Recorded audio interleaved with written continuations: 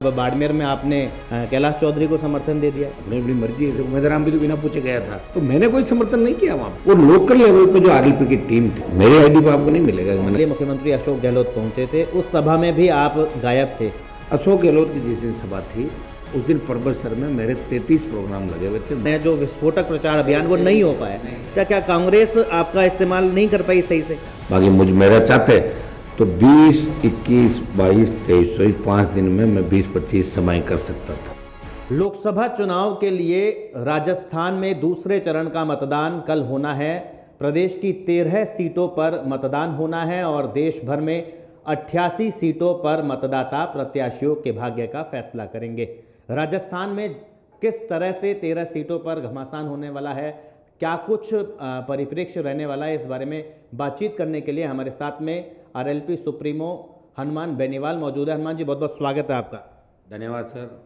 हनुमान जी, सबसे पहला सवाल ये, क्योंकि बाड़मेर वो सीट है जिस पर प्रदेश ही नहीं पूरे देश की नज़र है, और बाड़मेर में आरोप ये भी लग रहा है कि आपने कांग्रेस को धोखा दे दिया, कि जिस तरह से गठबंधन किया नागौर में जैसे ही मतदान हुआ, और अब बाड़मेर में आपने कैलाश चौधरी को समर्थन दे दिया है। देखिए, बाड़मेर नागौर के अंदर चुनाव होने के बाद मैं चित्तौड़ के अंदर प्रचार करके आया कांग्रेस पार्टी के प्रत्याशी उदयलाल जी का। जोधपुर के अंदर प्रचार मैंने किया, वो मीटिंग ली, और पाली के अंदर मैं प्रचार करके आया संगीता बेनीवाल का। जालोर के अंदर मुख्यमंत्री जी के बेटे का प्रचार करके आया, और राजसमंद के अंदर मैं प्रचार करके आया। तो जहाँ जहाँ पार्टी ने मुझे कहा वहाँ मैं गया। बाड़मेर के लिए मुझे किसी ने कहा भी नहीं कि आपको बाड़मेर जाना है, और उन्हें बाड़मेर के नेताओं ने कोई मेरे से बात करी। और चूँकि बाड़मेर के अंदर ये हुआ था कि जब अलायंस की बात चली थी, इंडिया अलायंस में जब आरएलपी शामिल हुई, तो बात ये थी कि भाई 2 सीटें हम आपको दे देंगे, उसमें बाड़मेर और नागौर। तो बाड़मेर में हरीश चौधरी, जिनसे पुराना झगड़ा मेरा चल रहा है, मेरे पे जानलेवा अटैक किया था गाड़ी में, उस समय मैं और कैलाश जी थे। तो वो झगड़ा आज भी लोगों के जहन में कहीं न कहीं नौजवानों के है। तो इन्होंने क्या किया कि कांग्रेस के गुट ने मिलके और आरएलपी को तोड़ने का प्रयास किया। उम्मीदराम को ले गए और बीजेपी वाले पुखराज को ले गए। छोटी पार्टी है हमारी। तो मैंने इनको कहा, एक तरफ तो आप अलायंस की बात कर रहे हो, एक तरफ मेरी पार्टी को ही तोड़ रहे हो। जो भी इनकी मंशा थी, उसके बाद वो चला गया छोड़ के। उम्मीदराम को मैं ही लाया था 18 के अंदर, उससे पहले ठेकेदारी करता था। ये पंचायत समिति का चुनाव भी नहीं लड़ा कहीं, और 23 में भी मैंने इसको लड़ाया, पूरी मदद की। 5 साल और संघर्ष जो था सारा, उसमें हमेशा मैं और मेरी टीम हमेशा रहती थी। और मुझे चूँकि वहाँ बुलाया नहीं, तो मैं ज़बरदस्ती तो जाने से रहा। वो तो हमारे कार्यक्रम तो तय क्या है कि इंडिया अलायंस के अंदर हमें तो कांग्रेस पार्टी एक जगह मैं लड़ रहा हूँ, बाकी जगह कांग्रेस पार्टी। तो कांग्रेस को तय करना है हनुमान जी की आवश्यकता कहाँ है। मैं तो रेडी था। 20, 21, 22, 23, 24, 5 दिन में ये मैं तो गाड़ियों से भी कर लेता 20-30 मीटिंग। तो जितना मेरे से बन पड़ा मैंने किया। और बाड़मेर के अंदर जहाँ तक सवाल है, देखिए, कोई व्यक्ति अगर एकदम से जिसको अपन खड़ा करें छोड़ के भागता है और फिर उन दुश्मनों की गोदी में बैठ जाता है जो किसी का बहुत बड़ा नुकसान करने की, मेरी जान लेने की उसने मैं कोशिश की थी, तो थोड़ी मेरे को पीड़ा थी। लेकिन मैं वहाँ इंडिया अलायंस के हिस्से के रूप में काम कर रहा था। मेरी पूरी टीम, आरएलपी की टीम ने चुनाव खड़ा किया। लेकिन आज वहाँ प्रेस कॉन्फ्रेंस करी है, आरएलपी का एक धड़ा जो वहाँ पे है सेकंड, उन्हें वो सब उस समय इंजर्ड हुए थे। जब पत्थरबाजी हुई ना, उन सबके चोटें लगी थी।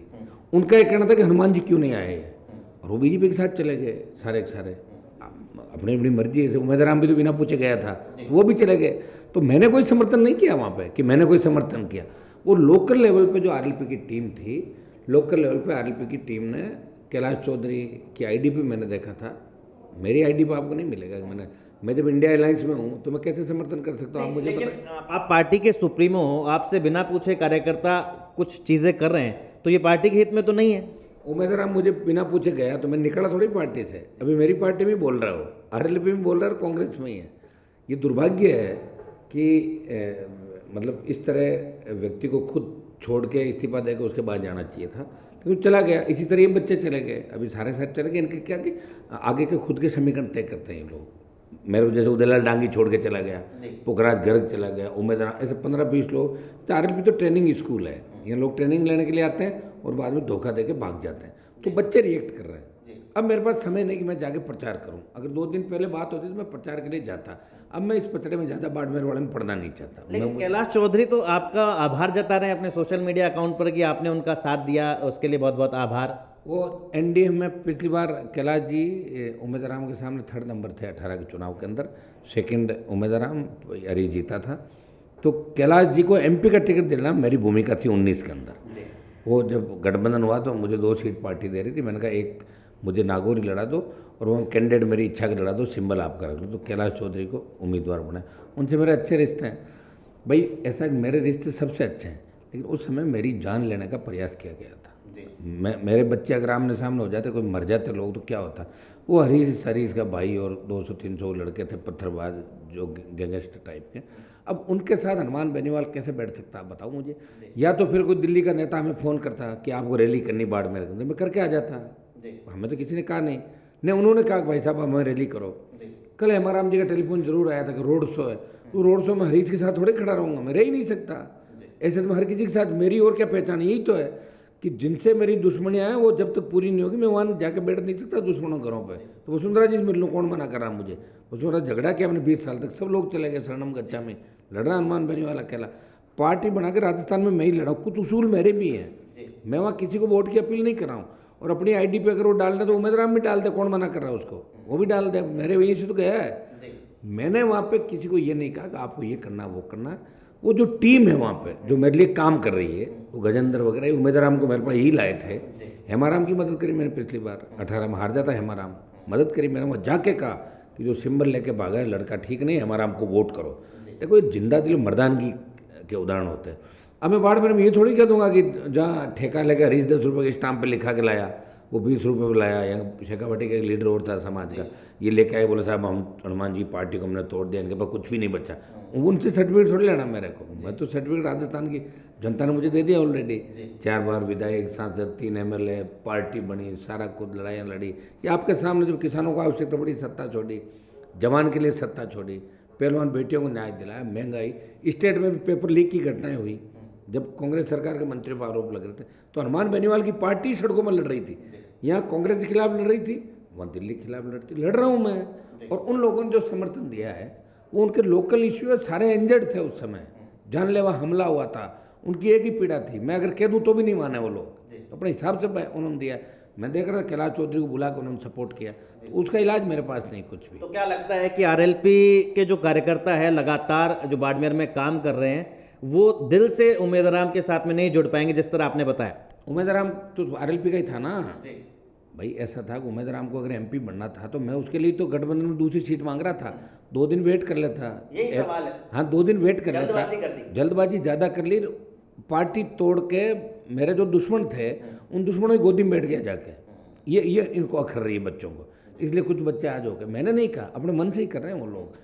मेरी आईडी पे कोई पोस्ट नहीं है, आप उस पर देख, जब मैं मेरी आईडी पे पोस्ट करूंगा ना वही मानी जाएगी। वो बच्चों के अपने अपने पदाधिकारी, सारे नेता उम्मीदवार से बड़े नेता कहीं वहाँ पे वो अलग अलग गए, सबको अपना पॉलिटिकल फ्यूचर दिख रहा था सारा। आपने कहा कि आप उसूलों की राजनीति करते हैं, जिनसे आपकी दुश्मनी है उनके साथ मंच साझा आप नहीं कर सकते। आपने उदाहरण दिया हरीश चौधरी के साथ आप रोड शो नहीं कर सकते क्योंकि उनसे आपका मनभेद है। नागौर में आपका प्रचार करने के लिए मुख्यमंत्री अशोक गहलोत पहुंचे थे, उस सभा में भी आप गायब थे, तो क्या यही वजह थी? उस सभा में ऐसा है कि ये गठबंधन कराने में अशोक गहलोत, सचिन पायलट, इन दोनों की भूमिका थी। और दिल्ली के तमाम नेता चाहते थे इंडिया अलायंस मजबूत हो। कुछ हमारे समाज के लीडर नहीं चाहते थे गठबंधन की, उनको लगता है कि हनुमान जी से गठबंधन होने से उनके कोई दिक्कत आ सकती है। वो चाहते हैं हर जगह होता, आप जानते हो सारी बात। अशोक गहलोत की जिस दिन सभा थी उस दिन परबतसर में मेरे 33 प्रोग्राम लगे हुए थे, मुझे वहाँ जाना था। मेरा छोटा भाई जो MLA था, सारा परिवार वहाँ था, सारे MLA वहाँ मौके पे थे, मंच पे थे। चुनाव के अंदर आप जानते हैं मैं अशोक गहलोत से मंच शेयर करके आया था, जालोर गया तो था उनके बैठे के वोट मांगने के लिए। ऐसा कुछ भी नहीं है, अशोक गहलोत से कोई मेरा ऐसा, मैंने ये नहीं कहा कभी मंच शेयर नहीं करेंगे, ये मैंने कभी कहा भी नहीं। लेकिन अशोक गहलोत के लिए आपने बहुत कुछ कहा। हाँ, और उसके बाद उनके बेटे की सभा में आप प्रचार करने पहुंचे। हाँ। तो क्या अजीब सा नहीं लगा? ना, ऐसा कब लड़ाई हमारी मोदी से है, हमें लोकतंत्र को बचाना है। इलेक्टोरल बॉन्ड के बाद देखिए, मैं इंडिया अलायंस, इंडिया का भी हिस्सा नहीं था, NDA का भी नहीं था। NDA छोड़ने के बाद मैं लगातार 2 साल तक बिना अकेला व्यक्ति वहाँ लोकसभा में लड़ रहा था, सिंगल मैन, जो राजस्थान के हितों की पैरोकारी कर रहा था। विशेष राज्य का दर्जा, सिंचित पानी, ERCP, रामगढ़ बांध का जो आपका इश्यू था, जवानों को रोजगार, किसान, पहलवान बेटियां, अब बढ़ते अपराध, दलितों पर अत्याचार, हर मामले को पेपर लीक लोकसभा के अंदर मजबूती के साथ हर मामले में उठाता था। मैं इंडिया अलायंस का हिस्सा नहीं था। इंडिया अलायंस में मैं जब आया, जब मैंने देखा कि इलेक्टोरल बॉन्ड में गाय का मांस निर्यात करने वाली कंपनी से भी 250 करोड़ का चंदा ले लिया, इतनी गिरावट आ गई। तो अकेला व्यक्ति वहाँ लड़ नहीं सकता, हमें कुछ और साथियों की आवश्यकता थी।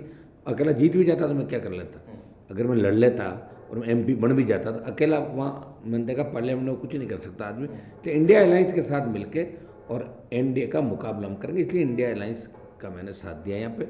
और निश्चित रूप से मेरे साथ देने से ही इस बार खाता भी खुलेगा और अच्छी सीटें कांग्रेस पार्टी की राजस्थान के अंदर आएगी। जी, पिछली बार NDA के साथ आपका गठबंधन था और भारतीय जनता पार्टी के साथ में आपने भाजपा कार्यकर्ताओं, भारतीय जनता पार्टी के जितने भी कैंडिडेट हैं उनके पक्ष में प्रचार किया।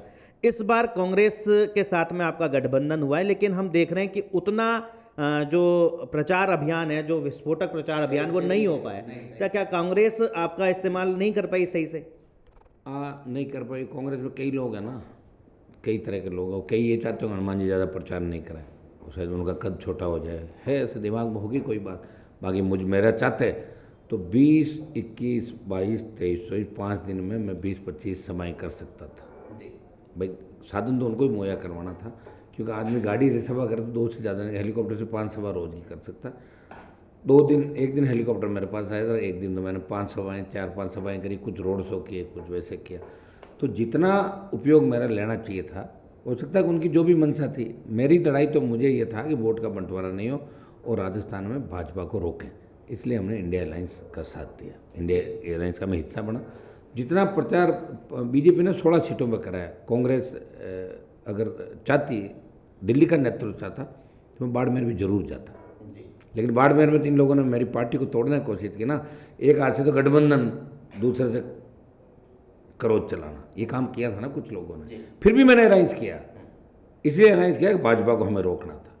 आज भी मजबूती से राजस्थान के तमाम लोगों से कल मैंने अपील करी, 13 जो एरिया है वहाँ सब लोग RLP की पूरी टीम इंडिया अलायंस के प्रत्याशी को, कांग्रेस पार्टी के प्रत्याशी को वोट करें, समर्थन करें। सारी मेरी टीमें सब जगह लगी हुई। अक्सर ऐसा होता है हनुमान जी की सत्ता के साथ में तमाम जो राजनेता हैं वो जाते हैं, और उसका उदाहरण हम देख रहे हैं पिछले दिनों कांग्रेस के कितने सारे नेता हैं वो भारतीय जनता पार्टी में शामिल हुए, क्योंकि वजह थी सत्ता प्राप्ति। आप एकमात्र ऐसे हैं जो कि NDA के साथ में आप अच्छे से काम कर रहे थे, सरकार में चल रही थी, उसके बावजूद आपने एक तरह से पंगा लिया। क्या वजह है, सत्ता आपको रास नहीं आ रही? पंगा तो एक जवान और किसान के नाम से पार्टी बनाई, पिताजी भी MLA थे, मैं रह गया, भाई भी बन गया, ऐसा कुछ भी नहीं, मंत्री बन गया। हमको सत्ता जो नेचर है ना उसको बदल नहीं सकता। अभी मेरी ज़िंदगी में मेरी यही नेचर रहेगी, कोई नहीं बदल सकता। मुझे जहाँ भी लगेगा कि मेरा अपमान हो रहा, मेरे लोगों का अपमान हो रहा, मान सम्मान स्वाभिमान पे चोट लग रही, वहाँ तुरंत रिएक्ट करूँगा। मैं रह ही नहीं सकता रिएक्ट किए बिना। और ये आप देख भी रहे हर जगह, और सर्व समाज को साथ लेकर चलाऊँ मैं। 36 कौम के लोगों को टिकट भी दिए, और मेरे लिए तो खुशी की बात है, पार्टी बना के एक व्यक्ति NDA में प्रधानमंत्री के साथ मीटिंग लेता था, ऑल पार्टी मीटिंग में बैठता हूँ, अब इंडिया अलायंस का हिस्सा हूँ। इस राजस्थान में ये सौभाग्य मुझे ही प्राप्त हुआ कि इस बार इंडिया अलायंस और पिछली बार NDA था। और सत्ता के अंदर आना चाहते हैं, लेकिन हम चाहते हैं पूरी सत्ता हमें मिले। मंत्री बना भी देर काम नहीं हो, फिर छोड़ गए, उसके बजाय हम लड़ रहे हैं। हमारी लड़ाई हमारे लोगों के मान सम्मान तो मिल रहा है, कम से कम मुद्दों की लड़ाई लड़ रहे हैं हम सारे। लेकिन हनुमान जी एक सवाल ये भी है कि आप नेता तैयार करते हैं पूरी तरह से और वो बाद में भाग जाते हैं, क्या वजह है? विश्वास की कमी? ना, वो फिर आदत है लोगों की, लोग भागते हैं। अभी आप देखो कैसे कैसे लोग, मतलब हमारे नागौर में जब ज्योति मिर्धा ने ज्वाइन की तो एक टाटा 460 ट्रक भर के लाई यहाँ पे 25-30 लोगों को, और कई लोगों ने अपना आप ज्वाइन कर ली पार्टी, कब लेट नहीं हो जाए खुद ही कर लो ज्वाइन। तो ये हालात है, लोग क्या गुलाम। यहाँ राजस्थान वो स्टेट नहीं है जहाँ लोग लड़े हैं। देखिए मैं आपको इतिहास उठा कर देख लो, यहाँ पॉलिटिकल रूप से लड़ाई नहीं लड़ी लोगों ने, बड़े बड़े नेता भी पार्टियाँ नहीं बना पाए, पार्टियों की गोद में बैठना, पार्टी बदलना, यही धंधा किया। अब देखिए समय लगेगा, लेकिन ये तय है कि राष्ट्रीय लोकतांत्रिक पार्टी इस प्रदेश के आम जन, आदिवासी, दलित से लेकर सर्व समाज के दिलों पर राज करती है। वो आर्थिक आधार पे ब्राह्मण, बनिया, राजपूत के आरक्षण की पैरवी भी करती है। वो ट्राइबल के लिए लड़ती है, दलित के लिए लड़ती है, जाट, गुजर, मीणा, यादव, तमाम जातियों के लिए इनकी रेजिमेंट बनाने की बात करती है। अग्निवीर का मुद्दा था, देश में अकेला MP लड़ता, किसानों के लिए सत्ता छोड़ता, पहलवान बेटियों को न्याय। मैंने राजस्थान का सम्मान देश में बढ़ाया। अब देश में लोग ये कहने लगे कि यार राजस्थान का सांसद बहुत मजबूत है। पहले जब मैं गया था तो ये देता ये यूपी के फलां जगह से, बिहार के लोग, ये राजस्थान के एमपी साहब आ गए। तो मैंने राजस्थान का सम्मान बढ़ाया, नागौर का सम्मान बढ़ाया, और आगे भी मौका मिला तो निश्चित रूप से बचे हुए काम भी करेंगे। और नौजवानों की जो समस्या सबसे बड़ी बेरोजगारी, उद्योग नए लगे, स्थानीय इकाइयों में रोजगार मिले, और हमारे राजस्थान को पूरा हक उसका मिले। दिल्ली के अंदर जितने भी लंबित मामले हैं पूरे हो, ये हमारे प्रमुख मुद्दे रहेंगे लोकसभा के अंदर। आखिरी सवाल, भाजपा 400 पार का नारा दे रही है और राजस्थान में हैट्रिक की भी दावा कर रही है, आप किस तरह से देखते हैं? वो तो होगी ना, ख़त्म होगी ना, वो तो हैट्रिक तो लग नहीं पाएगी ना। अब 15 सीटों पे एनडीए और इंडिया का मुकाबला है, तो अब कितनी सीट जीत पाते हैं? कल जो 13 है उसमें कितना मैनेजमेंट रह पाता है? हम भी कोशिश करें सब जगह, अड़ोसी पड़ोसी जो हमारे ज़िले हैं, कि भाई ज़्यादा से ज़्यादा वोट कराए जाए, मतदान उस बूथ तक लोगों को पहुँचाएं। लेकिन मतदाताओं में ज़्यादा जोश नहीं है, जोश नहीं मतदाताओं के अंदर, क्योंकि मतदाता कहीं न कहीं अपने को, मोदी को भी वोट नहीं करना चाहता, इधर करना भी चाहता है। तो इनको यूँ लगता है कि जिस तरह कांग्रेस के लीडर प्रचार कर रहे हैं, उन्होंने भी बांट लिए कि जिसने जिसको टिकट दिलाया ना वो उसका ही प्रचार कर रहा है। इससे आपको अंदाज लग जाएगा। सचिन पायलट उन्हीं जगहों पे जा रहे हैं जहाँ उनको प्रिय लोग लग रहे हैं, उनके उन्होंने टिकट दिलाई। तो अशोक गहलोत भी वहीं जा रहे होंगे निश्चित तौर पर। गहलोत को मैंने काफ़ी दौरे करते हुए देखा। दूसरे तीसरे वाले अपने अपने कि भाई मेरा टिकट ये है, मैं इसको जीता लूँ और दिल्ली में कह दूँ देखो मैं जीता के ले आया। अगर ये मिल के सारे लोग जीतने वाली सीटों पर और ज़्यादा मेहनत करते तो और ज़्यादा सीटें जिताई जा सकती थी। अभी भी कांग्रेस में भारी गुटबाजी है, वो तो असर आपको देखने को मिल ही रहा सारा अक्सर। निश्चित तौर पर जिस तरह से हनुमान बेनीवाल मुखर होकर बातचीत करते हैं और आज भी सभी तमाम जो सवाल हैं उनका जवाब वो मुखरता से दे रहे हैं, चाहे वो बाड़मेर का मुद्दा हो, उम्मेद आराम का पार्टी छोड़कर जाने का मुद्दा। बहुत बहुत शुक्रिया हमसे बातचीत करने के लिए हनुमान जी।